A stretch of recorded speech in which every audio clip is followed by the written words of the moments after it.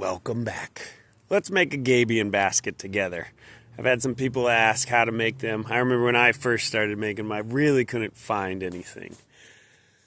Here's what you're going to need. I like to use a horse panel. They're really solid. You can get them at any farm supply store. They got nice 2x4 openings, so that they make such a big difference. They're really rigid, they're solid. And then you need some high tensile strength wire. This is the part that you're probably going to struggle with. So the way I make it, where I stretch it out like that, is I use a pipe threader. And I just thread around a pipe, get a nice tight coil, and then you strap that into a tree and you pull as hard as you can on that end until you stretch it out. Something like that. I mean, you end up with kind of different coil lengths in some places, but there is a perfect coil. I've never figured it out.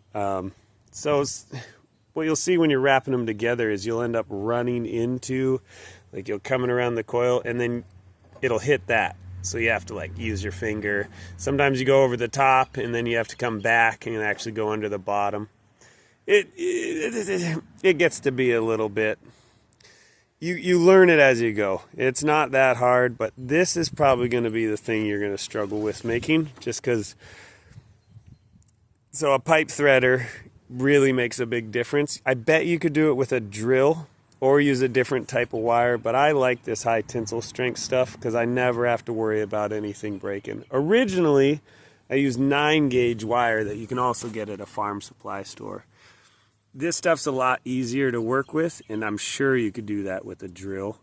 I don't think it would be a problem at all, but it doesn't get as tight as the high tensile strength stuff.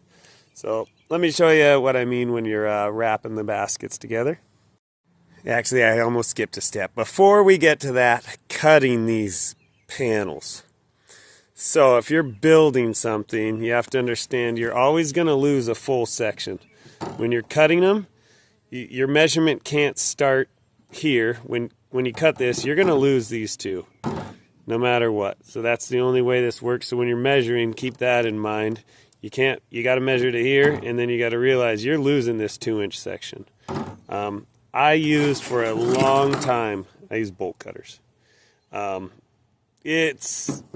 It's work. It's a lot of work, and what happens is it leaves this little guy out every time, and it's fine. It works no problem, but sometimes what you'll run into is these things line up, and you got too big of a gap, so you end up offsetting them.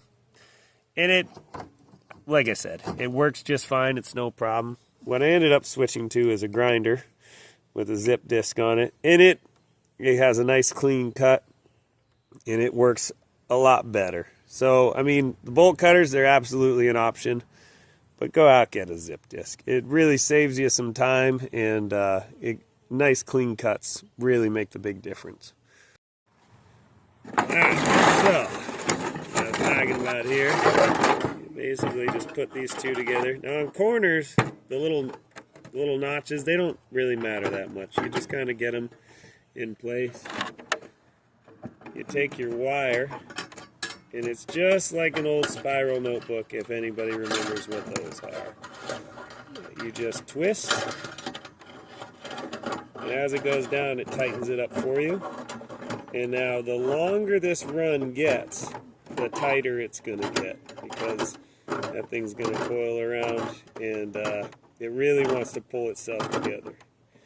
And so what you're going to run into doing this is occasionally that guy right there will run into a cross brace or something like that. Just use your finger, adjust it, keep going. Sometimes they get too tight where you got to cut it, and then you have to kind of just start a new run. But it's pretty simple to do. And then you got play.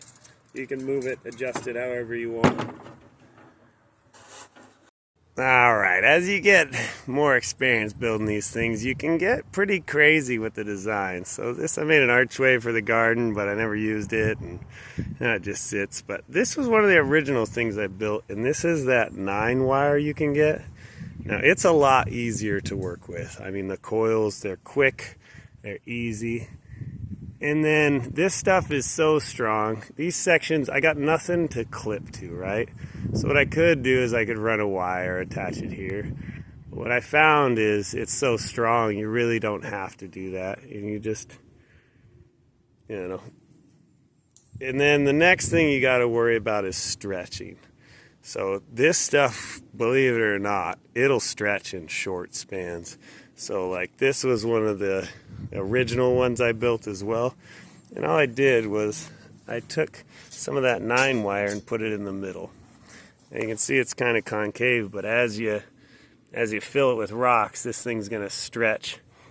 And it's not going to get past those.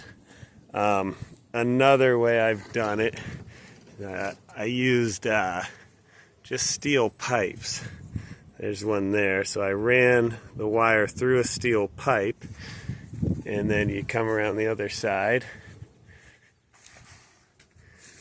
and you just twist them. And that keeps it really tight. And as you get taller and taller, you need to put quite a few on.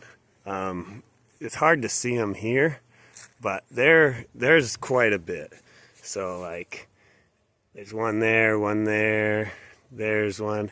Anywhere where there's like a big section, if you want a nice clean wall, because what will happen if you don't use enough, if you see there, those rocks all work their way down. It's gotta, see, where I made my mistake is there should be a panel on the other side of that, and it should be tight. But right now it's just held on the outside.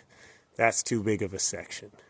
So, but you can get crazy with the designs. You can add whatever you want. That's an old aluminum pole that I just cut down. It's squeezed in there.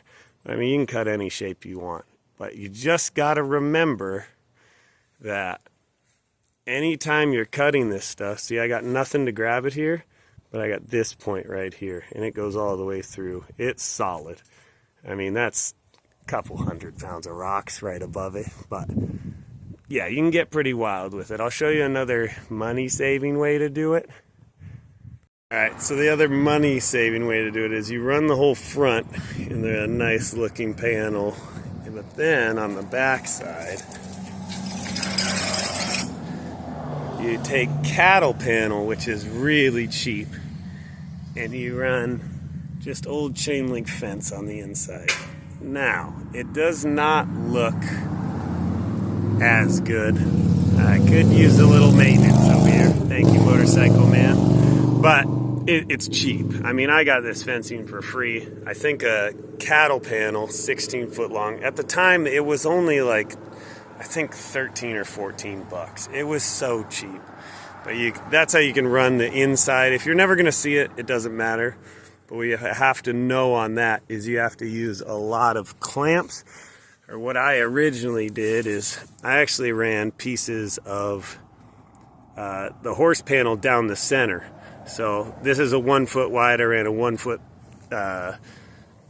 basically a sleeve down, and so that's what kept this side. And then on the top, this here, you're not gonna bulge it out. But this also has support poles in it for the fence, so you never want that thing tipping left or right. So you need some kind of structure inside of it.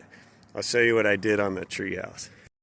The other cool thing about gabion bass is you can use all the scrap, right? So that's one of the stars I cut out, and then I just added outside, filled it with bottles, put it in the sun. Pretty! Okay, so for framing these things, when they get big, you really need a solid interior frame. So as you can see, I got posts coming up each corner, and then I got a big X brace down the center. And then, like here, I went straight down. There isn't one on the door frame, but just past it. And then, this is just, I kind of overbuilt it a little, just a touch. But that's a better way to do it. And then, up here, oh, good sun, beautiful. I got that, the steel beam, and everything's attached up top.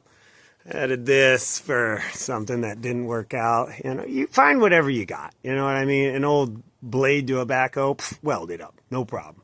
But yeah, you want it solid. I originally built this front end and I didn't have enough bracing and the whole thing collapsed. I was a little devastated. It wasn't a good day for me, but you know, you can get pretty crazy with it. I mean, that's like 9 foot tall or something like that. And see up there on the top, I have to add more rocks because that thing slowly worked its way out. Gravity is cruel, but that's just, after I made some mistakes, you don't have to. Oh, look how happy the bees are today. Get you some mason bees, by the way. But you can get absolutely crazy with this stuff. So get out there and build it. I love you. Goodbye.